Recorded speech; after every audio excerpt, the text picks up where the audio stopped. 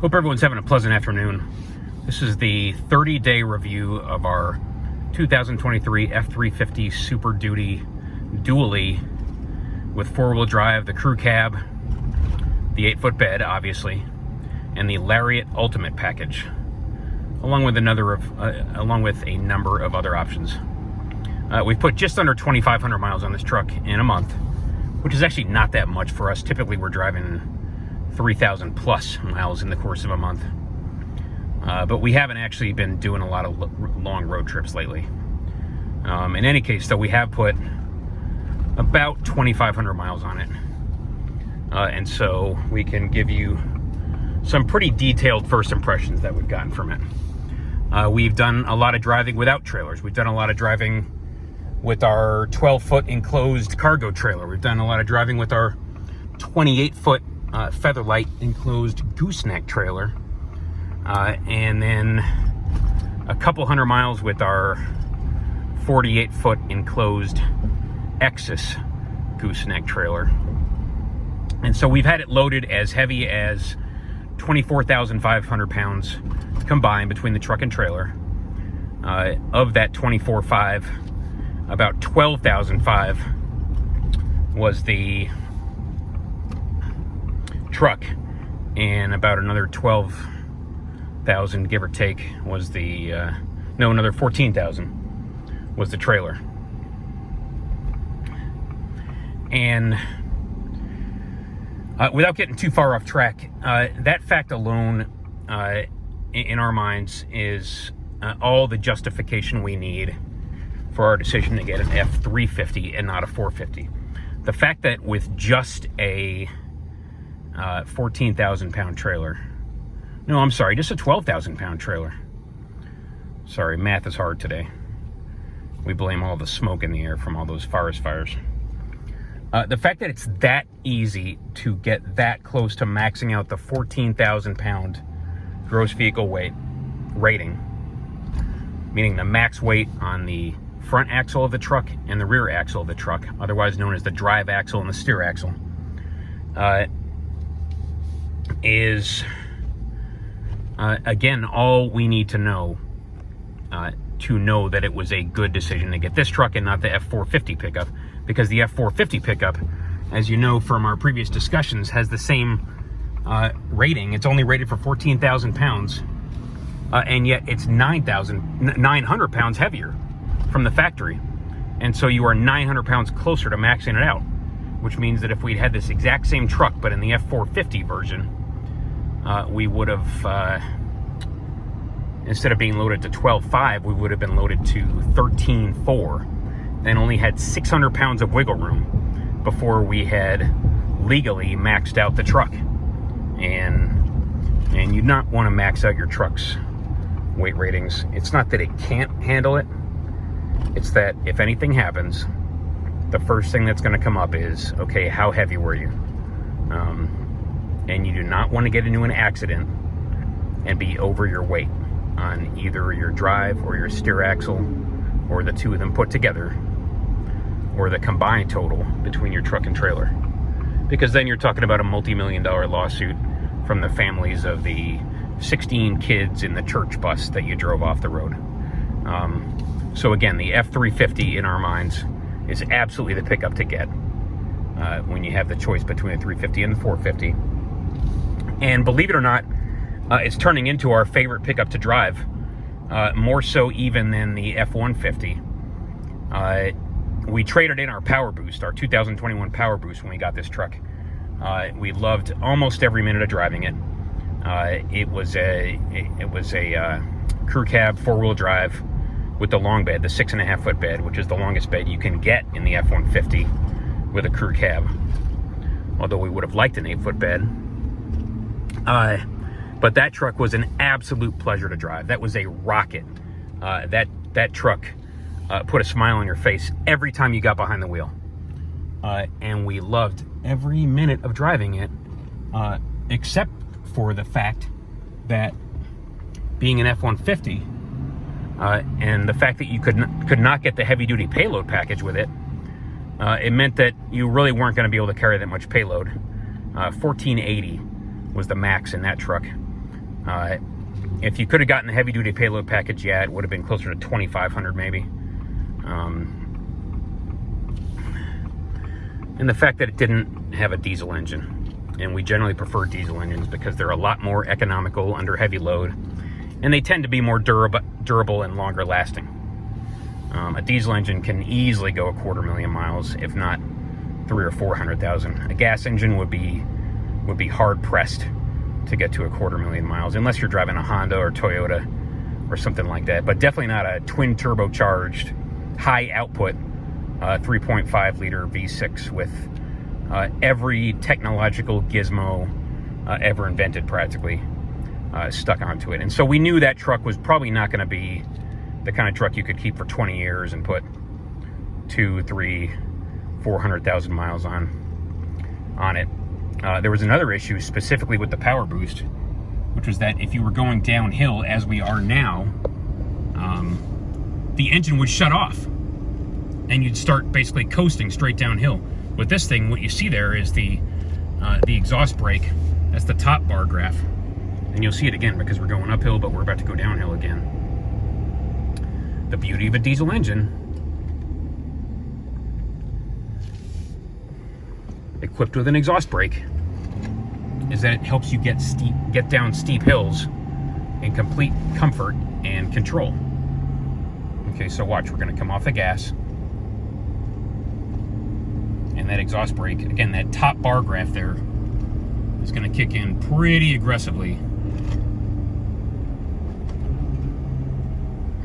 Do some downshifting 2 or 3 times and help us get down this hill safely. The power boost did not do that. When you were going down a steep hill, the power boost actually killed the engine and you started coasting. And the only way to stop it from doing that was to put it into tow haul mode, which not a lot of people know that you're supposed to do. And so it wasn't really ideal for rough terrain, we'll call it that, or hilly terrain. It also wasn't ideal for towing, specifically because of the fact that the gas mileage went straight down the toilet. And you go from getting 20 to 22 miles to the gallon, which was the empty or the unloaded MPGs, to getting maybe 6 or 8, or maybe on a good day 10 or 12 MPGs. And with the amount of driving we do with trailers hitched up, we really did not like the idea of putting tens of thousands of miles every year onto a truck that was getting between 6 and 8, or at best 10 or 12 MPGs, with just a little small trailer hitched up, with our little 12-foot enclosed cargo trailer. And so that's why we had to get rid of it, as much as we loved it. We did keep the 21 F-150 with the diesel engine, and we thought that would be almost our daily driver. And then this truck, the Super Duty, would be the truck that we did our towing with, and not much else. But to be honest, this Super Duty is much, much more fun to drive than the F-150, which is a much smaller and lighter truck. This truck weighs 8,700 pounds with just a driver and maybe a half tank of gas. The F-150 weighs closer to 6,000. So this thing is about 50% heavier, much, much longer, much taller. It's about a foot wider at least, maybe 18 inches wider with the dually fenders. And yet we find ourselves choosing on a daily basis to drive this truck instead of the F-150. And the reason why is because this truck is such a pleasure to drive.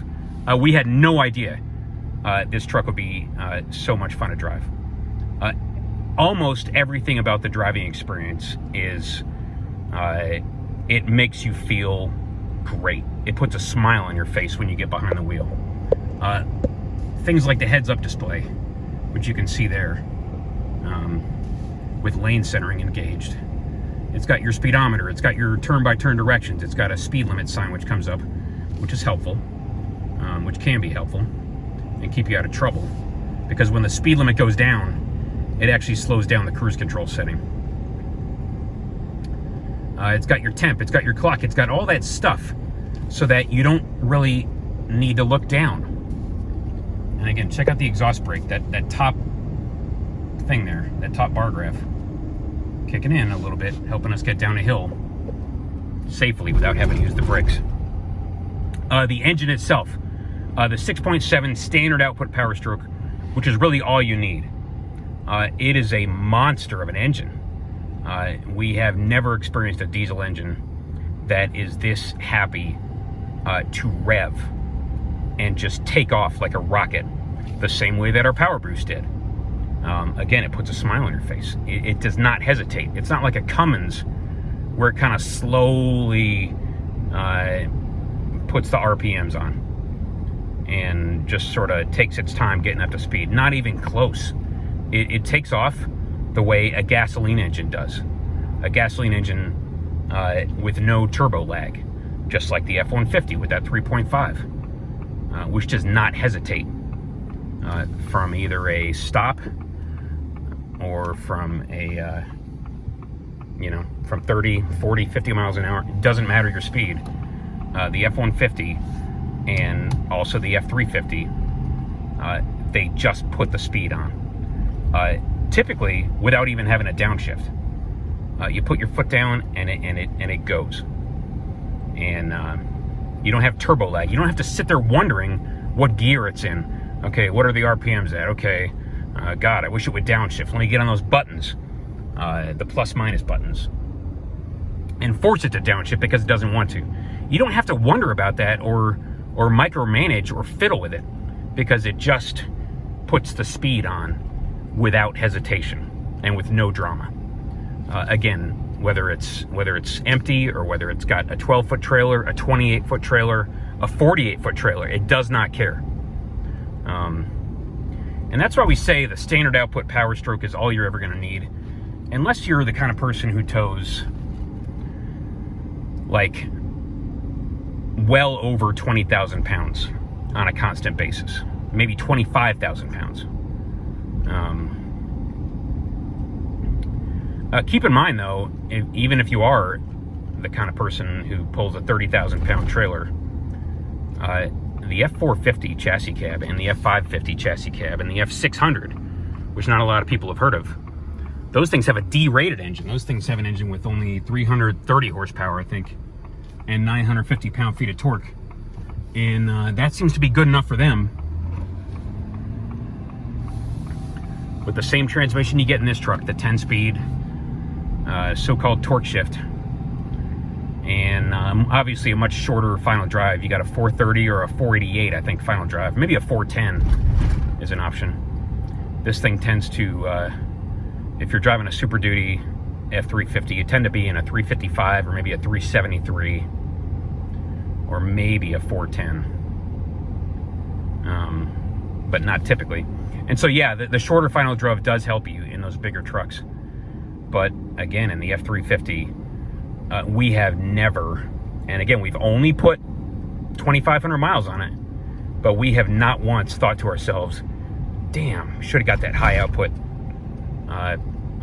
higher output 6.7. Because the fact of the matter is that this thing makes 475 horsepower, 475 horsepower and 1,050 pound-feet of torque. And if that's not enough for you,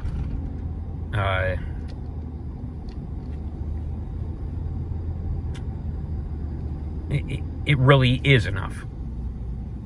You just need to kind of reevaluate. And in any case, think about this. You're paying $10,000 for the diesel engine. Do you really want to pay another $2,500 for another 25 horsepower? Like, do you really need to pay $2,500 for an additional 25 horsepower? When you can get a tune, a tuner for your truck for probably a couple hundred. So that's our thought about the standard output versus the high output power stroke. We just love the everything about this powertrain, except for the fact that the exhaust brake, as we've mentioned before, and as a number of other people have mentioned before, if you watch a channel called PD Diesel with a guy named Paul, he will mention the same thing. His Cummins 6.7 with that exhaust brake that you get in the Cummins, you practically never need to use the brakes with that engine and with that exhaust brake, because it does almost all of the stopping for you. The the F-350 with the 6.7, I mean, you see the exhaust brake there doing some work, but it's not exactly eager to step in and slow you down. It will save your life when you're going downhill on a steep grade at highway speeds, or even at, you know, less than highway speeds. But what it will not do is help you come to a stop on level ground when you're approaching a stop sign or a red light.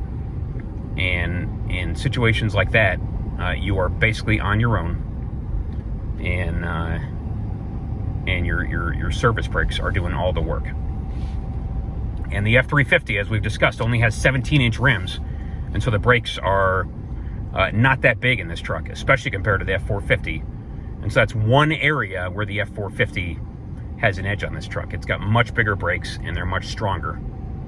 And they're the brakes that are meant to stop the 16,000-pound F-450 chassis cab or the 22,000-pound F-600 chassis cab.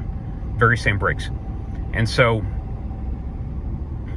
that's really the one aspect of the powertrain that we don't absolutely love.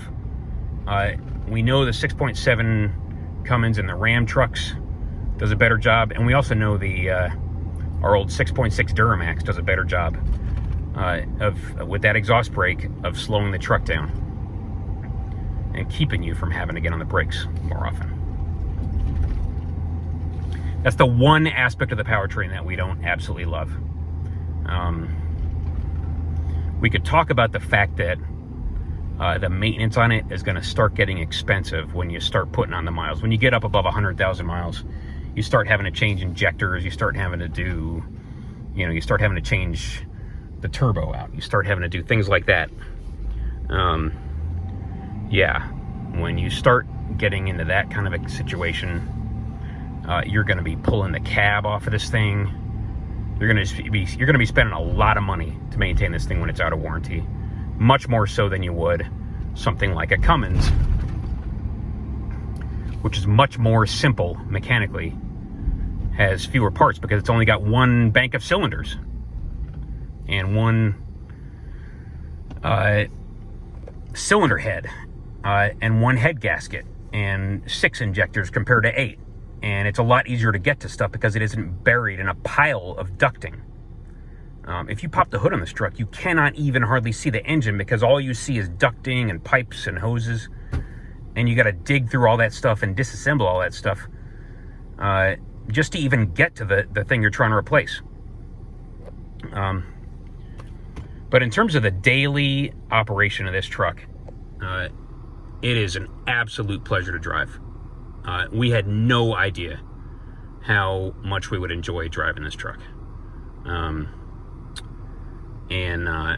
so that has been a real pleasant surprise. And the fact that not just the powertrain, but the steering, oh my God, for a truck with a live axle front suspension, with a very, very heavy duty live axle front suspension, the steering is so light when you're driving at low speed. You know, it feels like you're driving a sedan. It feels like you're driving a Honda or something. It's so light, and it's got the electric motor in line with the steering column in order to operate the lane centering system, and also to operate the lane keeping system, and also to operate the Pro Trailer Backup Assist. And I think that electric motor does a lot more than you realize. I think it's providing more assist at low speeds. I think it's providing more on-center feel at higher speeds. And we know that because the guy from DS Trucks, which is another YouTube channel that you really ought to be watching if you like Ford trucks, that guy has an F-450, brand new, 2023. And it does not have that little electric motor. And we'll show it to you once we get out. And that electric motor, again, in line with the steering column, does a whole hell of a lot of good for you in ways I think most people don't appreciate. Again, it makes the steering effort very, very light at low speeds, and it gives you a ton of steering feel at highway speeds. And so again, can't get enough of this thing. The steering, in terms of the effort and the feel and the on-center and the fact that it's accurate.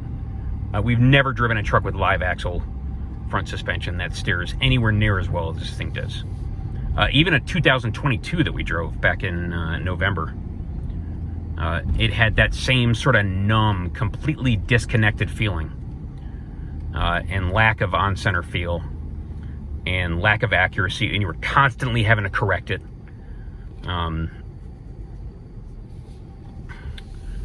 And it was just a real pain in the backside to drive that truck. This thing, and we thought this thing would be the same way. We fully expected we would hate driving this truck unless we had that lane centering system turned on. And it turns out, no. It's, again, an absolute pleasure.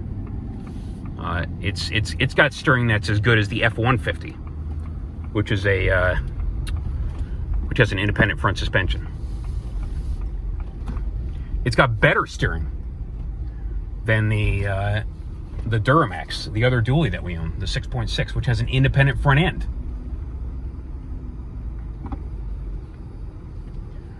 Much better steering than that one. And so, to those people, including ourselves, who have said for years that trucks with live axle front suspensions are just no good in terms of the steering, we are eating our words, because this truck is extraordinary in terms of the steering. Other aspects of the driving experience, the brakes. The brakes are just great. The brakes give you a ton of feel, and they're very, very easy to modulate, and they're great. And so in so many ways, this truck it feels much smaller than it is. It does not feel like an 8,700 pound truck that is 8.5 feet wide, 7 feet tall, very, very long, very bulky, and just kind of a hassle to drive. It feels half the size that it is. And so it's kind of become our daily driver, which we had never expected it would be. We thought it would just sit in the driveway, hitched up, or sit on the road, hitched up to our trailer, to like our 48-foot gooseneck, and we would only drive it a couple times a month when we were doing long-haul road trips with the big trailer.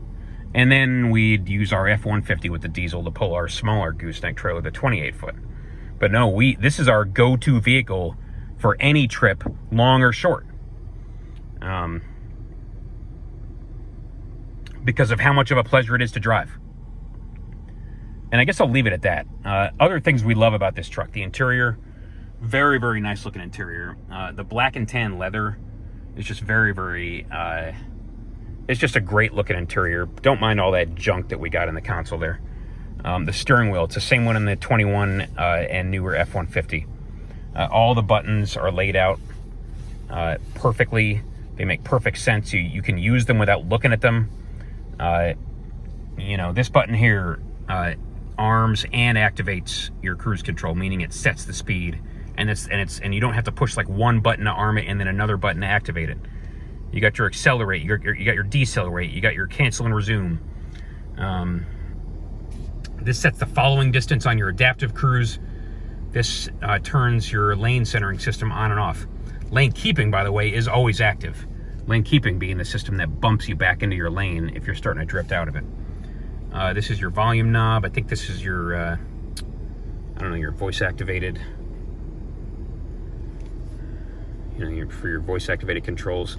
These 5 buttons control the operation of the dashboard and the menus, of which there are many, a great many. We're still getting to know the dashboard. And then this is your button to answer and hang up the phone. This is your button to skip left and right or up and down in your music. And it all works, and you get used to it, and you don't have to think about it. It's intuitive. We have said on numerous occasions that we do not like digital dashboards, but this is far from the worst one that we've experienced.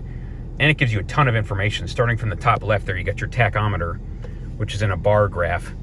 And that's the way it works when you're in tow haul mode. When you take it out of tow haul mode, it's just a round tachometer, and it's pretty useless because it doesn't really have it's not calibrated like with a scale the way this one is.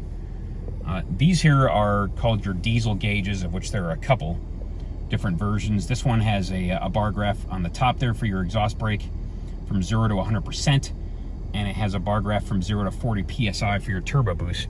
And we prefer this setup to this one here, which a lot of people also use, because that one, it's almost too much information, and there's no like graph, there's no like scale, it's just digits.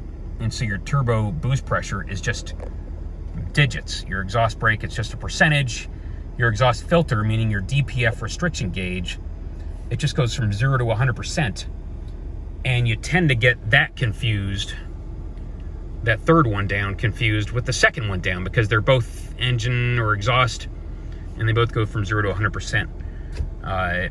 And they tend to change a lot frequently because your DPF is constantly filling up, and we can only assume it's doing an active regen to get it back down, because every time we look at it, it's a different number. Your DEF level goes from 0 to 100%. Obviously, we have burned through about 3/4 of a tank of DEF in about just under 2,500 miles. So who knows? Maybe it'll get to 3,000 miles before we have to refill it. On the top there, you got from left to right your coolant temperature, your oil temperature, your transmission temperature, and then your fuel gauge. And those are okay. They're better on the F-150, because in the F-150, the little scale portion, it's like thicker, and so it's easier to read at a glance than these. It's got like a little sort of scrawny, thin scale there, and it's not quite as easy to read. We've mentioned it a number of times, your transmission tends to run hot, over 200 degrees, between like 200 and 210. And it surprised the hell out of us the first time we saw it. And it's just the nature of the beast. Ford transmissions run hot, and they're made to run hot, at least in the 2020 and newer 6.7 Power Stroke. And they are actually cooled not by an air to liquid cooler. They're cooled by either the engine oil or the engine coolant in like a heat exchanger. And so they tend to be at least as hot as the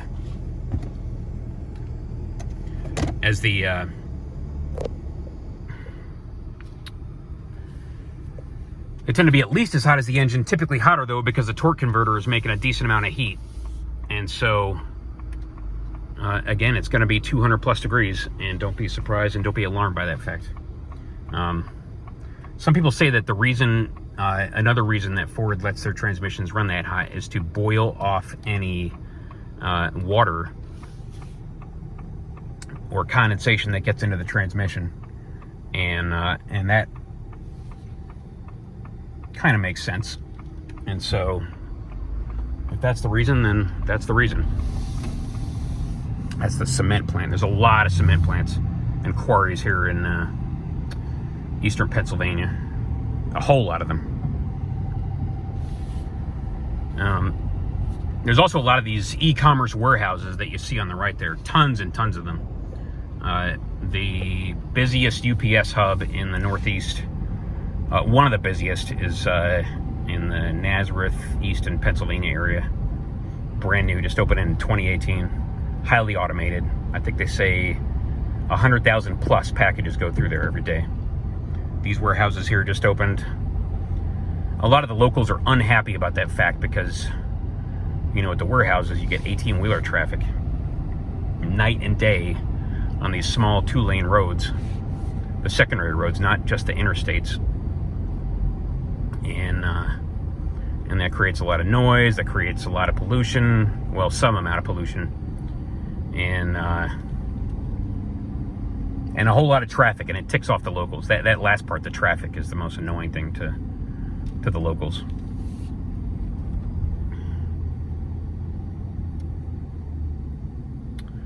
But in any case, the dashboard is what it is, and we've made our peace with it. We prefer analog, but if you get the Lariat and above, you cannot get analog gauges, and that's just the way it is.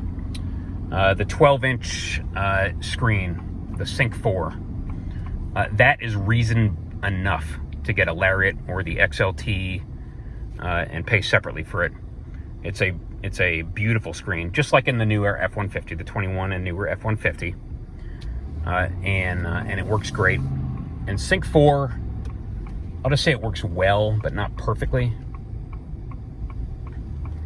because it doesn't always connect wirelessly to your phone when it's supposed to, and then sometimes it disconnects when it's not supposed to. There's a toll booth when you get off of 476, the Pennsylvania Turnpike extension coming north from Philly, and you get off of it at like Allentown.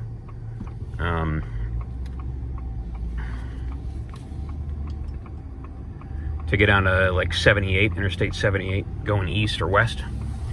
At that toll booth, for some reason, there's some kind of electrical or radio interference, and it always disconnects your CarPlay every single time you go through that toll booth. And it's not really clear why. Just like we had trouble with our 21 our Power Boost, anytime we drove through a certain section of like the high desert in California on Interstate 15, there's like radio interference of some kind that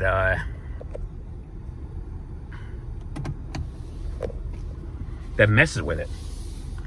And then there are times when it doesn't want to connect. Either when you're starting the vehicle for the first time that day, or when you've gotten out and you're getting back in, or maybe you're in the vehicle with somebody else and they want to connect to the CarPlay or the Sync 4. It doesn't do the thing that it's supposed to do, where you can manually disconnect and then reconnect it. And then it tries to do it all automatically. It typically doesn't. It's kind of hit or miss. And then sometimes it does this super annoying thing when you get out of the vehicle and you get out to, run into the UPS store or something, and you're on a phone call and you're using your headset, and you manually sort of connect your headset to the phone, and then you're coming back out of the store to get back in the car, and the car will grab the phone, like force connect itself and disconnect your headset. And so you'll be in the middle of a call, and you'll still be like 50 feet outside the car or the truck, and the truck will take over the call. And that's super annoying. And then you kind of like fiddle around and you reconnect your headset. And then 5 seconds later, the truck will try to take over again. And so we wish the truck did, and we've said the same thing about the F-150, we wish the truck did what Tesla did, where it waited until you had gotten inside, closed the door, and like buckled your seatbelt, or maybe put it in drive, and then it took over the call. But other than that, when it's connected and it's running, it works great. It works fantastic. Exactly as advertised, that 12-inch screen. Your secondary controls here, everything just works. That disconnects your traction control, that's your blinkers, that's your disconnects your, your parking beeper or whatever. That controls your camera views. And by the way, we did not get the remote camera for the trailer, which is an option. Instead, we got trailer TPMS, and I think you can only get one or the other, and it seemed like TPMS was a little more critical for us. That button activates and deactivates your exhaust brake. There are two modes. There's like standard mode and there's automatic mode. Again, neither one of them really work that well. We wish Ford would automatically arm the exhaust brake when you either plugged in a trailer or you put the truck into tow haul mode. Because I think a lot of people don't even know what the exhaust brake is or what it does. And so as a result, they don't get the chance to benefit from it. And they put themselves into a hazardous situation when they're maybe driving up and down hills with a trailer attached, and they just don't know that you should be using the exhaust brake. Some people just don't know this stuff. Other controls, your audio and your HVAC controls are identical to the ones in the F-150. They got rid of the numbers on the dials around 2022 during the chip shortage. And if you never had them in the first place, you don't miss them. But if you're gotten used to them, it's a minor thing, but you kind of do miss having the temp readout on the dials. It's a very, very minor thing. We find ourselves in this truck having to fiddle with the HVAC a little more than we do in either one of our F-150s. In either one of the F-150s, you just set the temp to a certain number, and you tend to put it in automatic with the fan speed set, with the maximum fan speed set on high. And it just kind of takes care of business. In this truck, for some reason, we find ourselves with like getting a face full, getting air blasted in our face a little more than we did in the F-150s, and so we're having to mess with like either the automatic fan speed limit, or we're having to manually set the fan speed, which is kind of not what we want to spend our time doing. You'd really like to be able to put it in auto, maybe put a limit on the fan speed, and then forget about it. And in the F-150s you can. In this truck, for some reason, it's just not the case.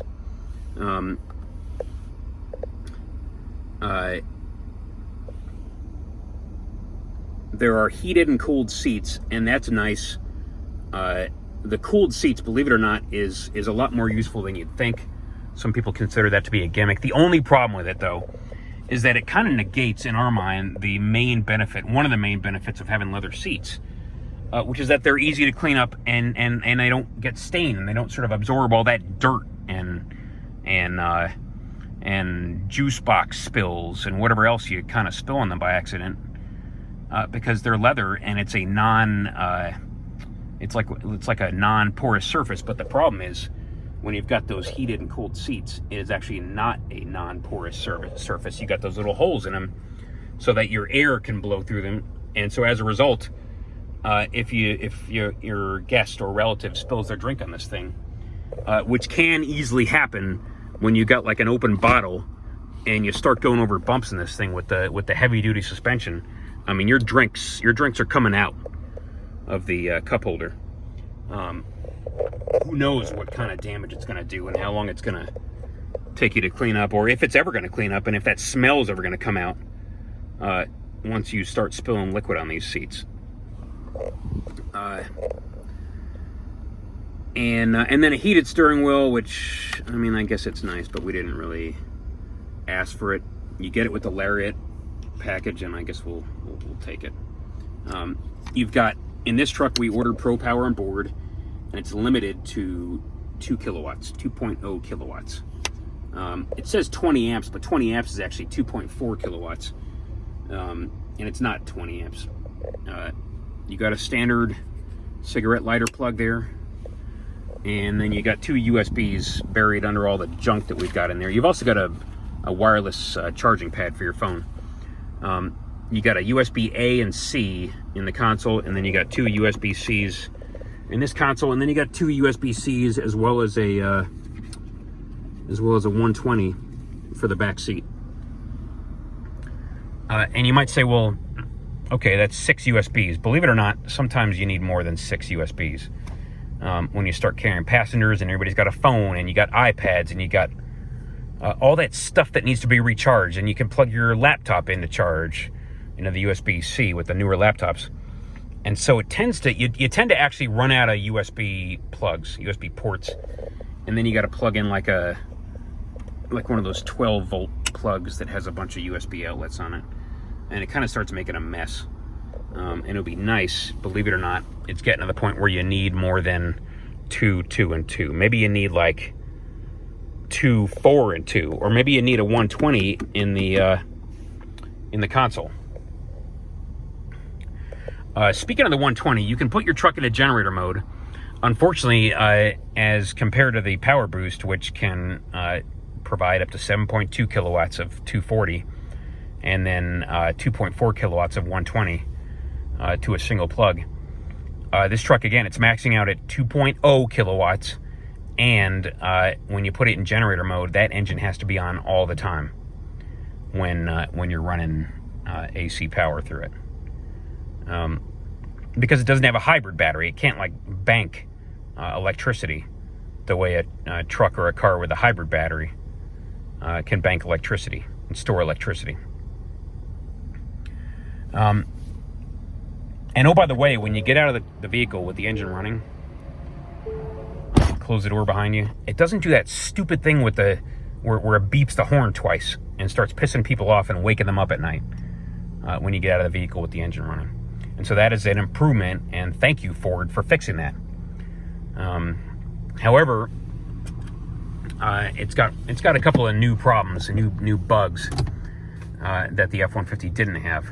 It has the thing where you put it in drive and maybe you just kind of move it. You need to move it 20 feet down the driveway, and it starts bugging you to put your seatbelt on, and that gets annoying in a hurry.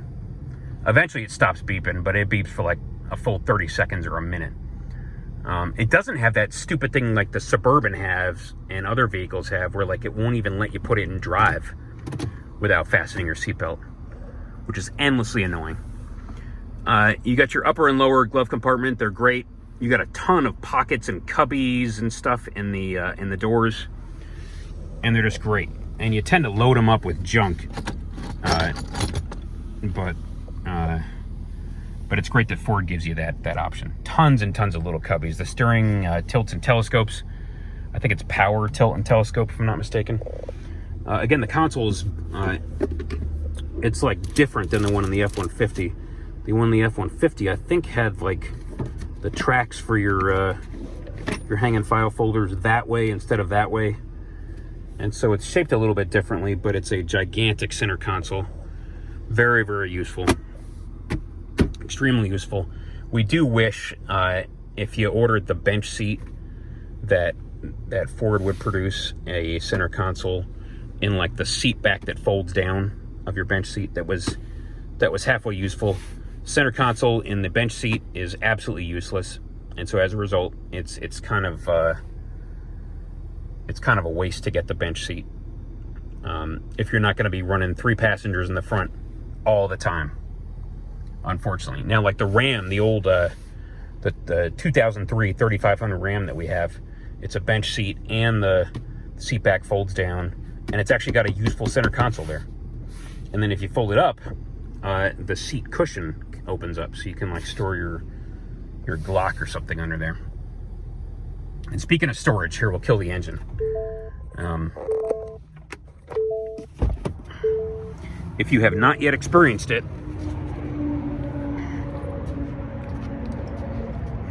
power running boards, by the way, they're nice, but you don't really need them. If you haven't yet experienced it, and again, apologies for the all the junk back here. This option is worth its weight in gold. The locking under seat storage system, which folds up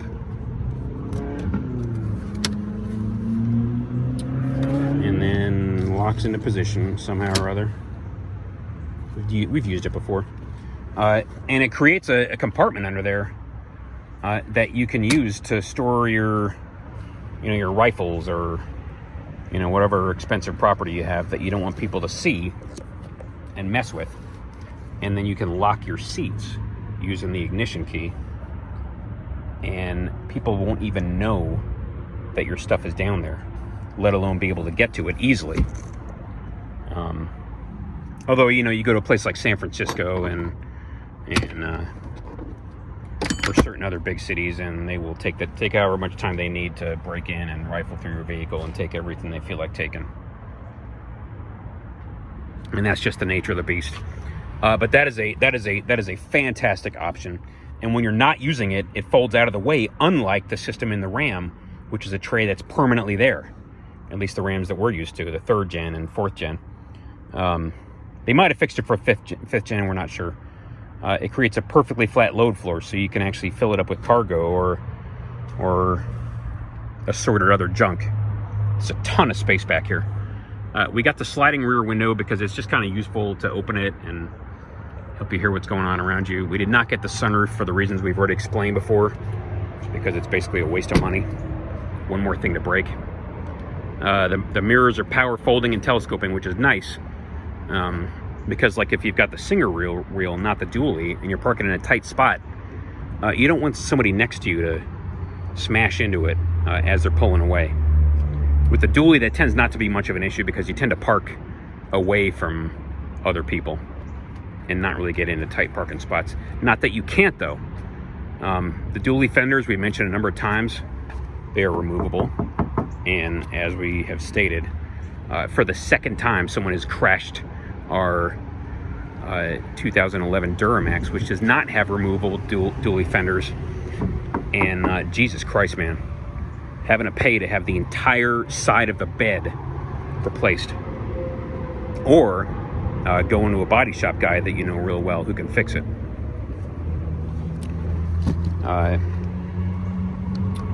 You got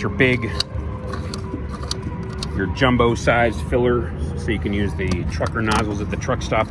The only problem is that there's no like little trap door in there, and so if somebody really wanted to come up and siphon off 48 gallons of fuel, they could do that pretty easily. Or they could put a bunch of water in there, dump a half gallon of water in there, and destroy your CP4 and leave you with a $10,000 repair bill.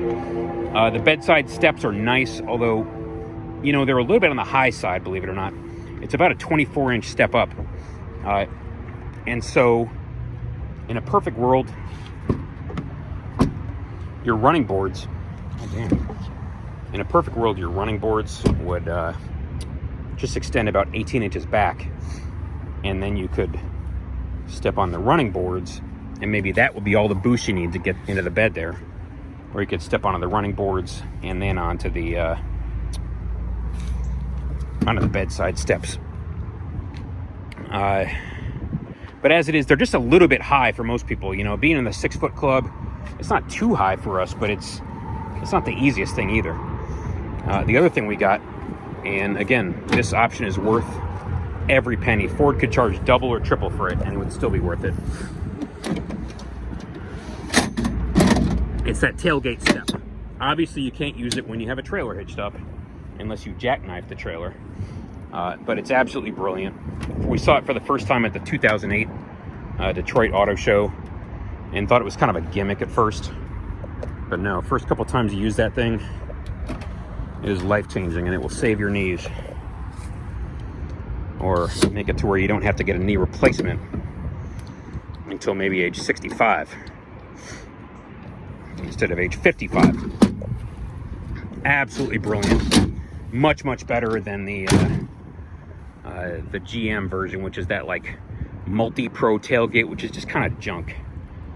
Trailer hitch, it's a gigantic class 5. I think it's 3 inches across with big hoops, so you're never going to have trouble getting your chains attached again. It's got a 7-pin and a 4-pin connector, which is kind of nice because sometimes you're going to be towing a little small trailer. And in both of our F-150s, you could not get a 4-pin connector. You also got a 7-pin connector here, and I think that's for your Pro Trailer Backup Assist. That is your Pro Power on board. 120 only. That's your puck system. It works great. We made a little YouTube short about it, and you can put you can put everything on your hitch and your little 2 anchor points, or take it off in 15 seconds. And that's a lot better than with a turnover ball for 2 reasons. First of all, because a turnover ball tends to cost like $1,000 or $1,200 or $1,500 installed. And then if you don't use it, and if you leave it in the down position long enough for like a month or 2, it can rust into place, and you have to spend like an hour or 2 like hammering it from underneath with a ball, with a hammer or a sledgehammer, and trying to get that stupid turnover ball to come out. With this thing, when you're not using it, you just pull it up and it's out of there, and then you can use your bed again. So much better system than the turnover ball. 48 gallon tank, and that's great for the reasons we've mentioned. Your dually wheels, not much to say about them. They're aluminum alloy, so you don't have like steel wheels with a stupid wheel simulator on top of them. We prefer the look of these to the look of the either the fake Alcoas in the F-450 and 550 and 600, or the real Alcoas. Coil springs in the front, and your track bars, again, a very, very heavy-duty suspension, and you're going to feel every single bump. And it's going to launch your drink out of the cup holder if you're not careful. This air dam here gives you less than 10 inches of ground clearance. And so if you drive in snow, if you drive in rough terrain, I think a lot of people are going to accidentally tear that air dam off or end up removing it manually. We've got front mud guards, mud flaps. We ordered rear mud flaps and they didn't come with the truck. And other than that, the only other option we asked for and ordered that did not come with this truck was the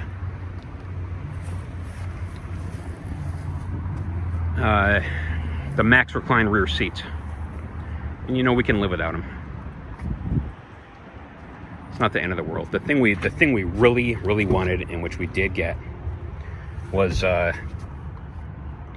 standard output 6.7, 4-wheel drive, Lariat Ultimate, heads-up display, and the lane keeping, the self-driving system, and Pro Power on board. Those are some of the features we really, really wanted, and the truck did come with them. This leather here, it's almost a little bit too grippy, because it's starting to kind of get a little crease and a wrinkle there. And you know, when that thing starts, it tends to get worse and worse.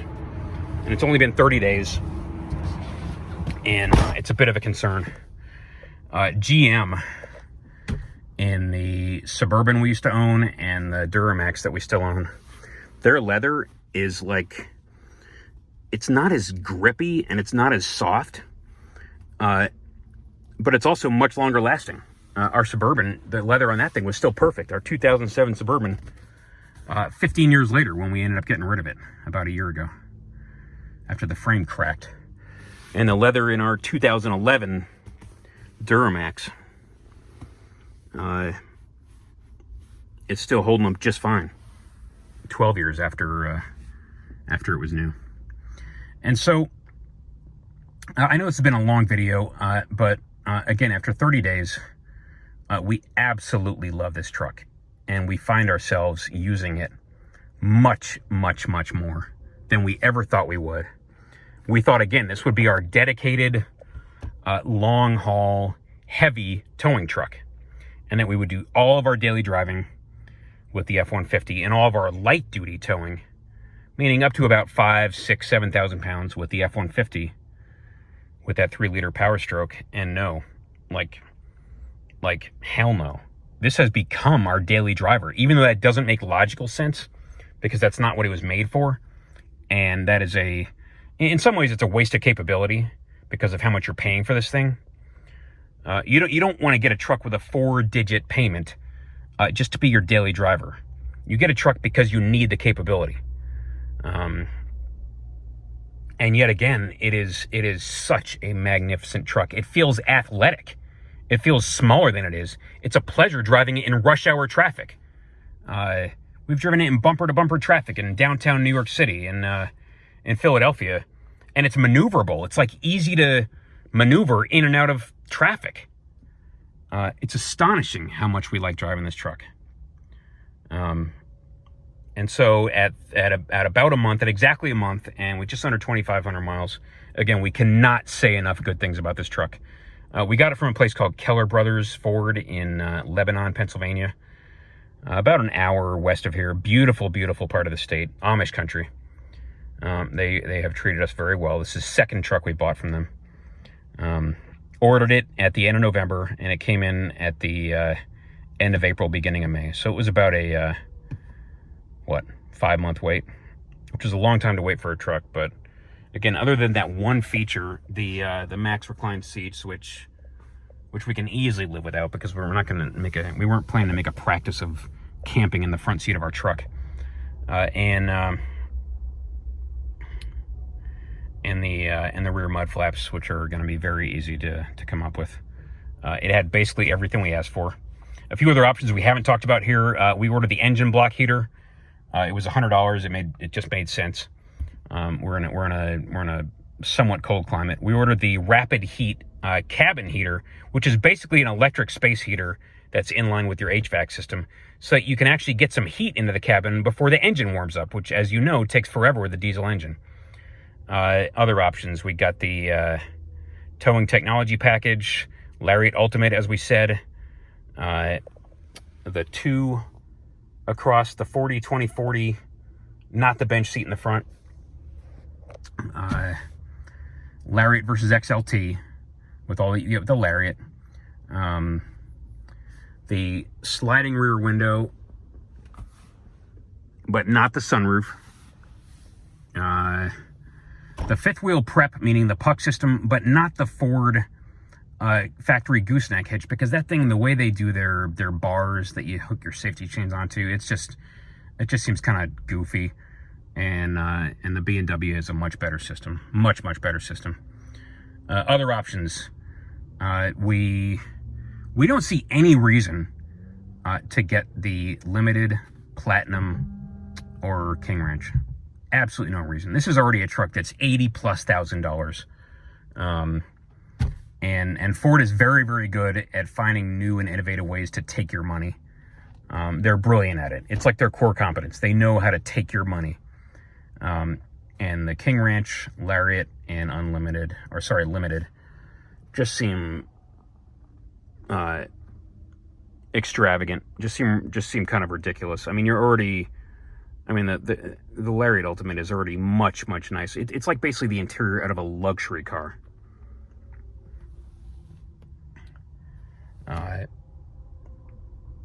It's a nicer interior than you'll find in almost any other vehicle. And there's just no reason not to be happy with it. We also didn't get, what was the other thing we didn't get? Again, that high output power stroke. No reason for it, unless you're towing 30,000+ pounds on a regular basis in rough terrain. Meaning going through the Rockies, going through the Pennsylvania, the Appalachian Mountains, as we tend to do. But we tend to tow 15, maybe 18,000 pounds, not 30,000. And so there's just no need for it. And for the reasons we've described in the past, no need for the F-450. Again, because of how easy it is to load this thing to its full capacity. You run out of payload really quick. All right, well, enough about that. And this has gone on for quite some time. Did not mean to make this long of a video. But there it is. And there's the good, the bad, and the ugly. We love this truck. We're astonished how much we use it. And we look forward to putting lots and lots of miles on this thing in the coming months and years. Thanks, everyone. We'll talk to you later.